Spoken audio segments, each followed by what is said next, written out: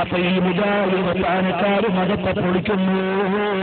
പൊളിച്ചിട്ട് എവിടെ എത്തിയെന്നറിയുമോ? നേരത്തെ ജാറം പൊളിക്കണമെന്ന് പറഞ്ഞൊരു മൗലവിയുണ്ടോ? മദ്ഹബിന്റെ ഇമാമുകളെ കുറ്റം പറഞ്ഞൊരു മൗലവിയുണ്ടോ? ഉമർ മൗലവിയുമാണ് പേര്. ആ ഉമർ മൗലവിയോ അതാ ബഹുമാനപ്പെട്ട ഇമാമികളെ മുഴുവൻ കുറ്റം പറഞ്ഞു.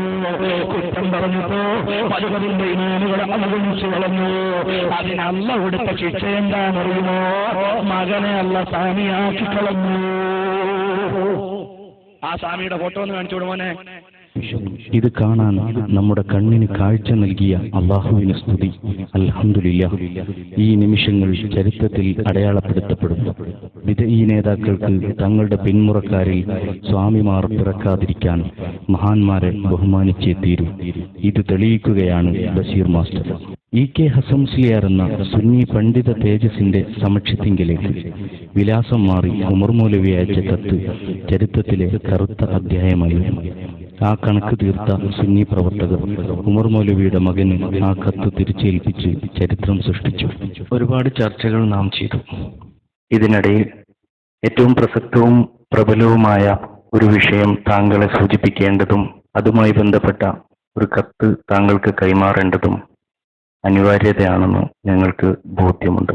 മുസ്ലിം കേരളത്തിന്റെ എന്നല്ല മുസ്ലിം ലോകത്തിന്റെ മുഴുവനും ശ്രദ്ധാകേന്ദ്രമായിരുന്ന കെ ഹസൻ മുസ്ലിയാർ എന്ന ഏറ്റവും വലിയൊരു ഇസ്ലാമിക പണ്ഡിതൻ രോഗഗ്രസ്തനായി കിടക്കുന്ന സമയത്ത് ആശുപത്രിയിലേക്ക് താങ്കളുടെ പിതാവെന്ന ഉമർ മൗലവി ഒരു കത്ത് കൊടുത്തയച്ചിരുന്നു.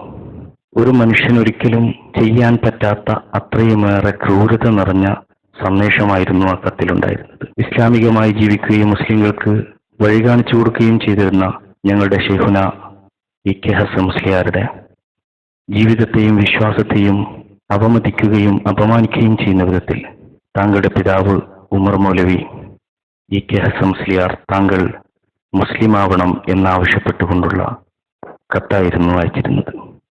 ആ കത്ത് താങ്കളുടെ പിതാവ് എന്നോ താങ്കൾക്ക് എഴുതി വെച്ചതാണ് എന്ന് ഞങ്ങൾക്ക് തോന്നും വിധമാണ് ഇന്ന് അങ്ങയുടെ ജീവിതം.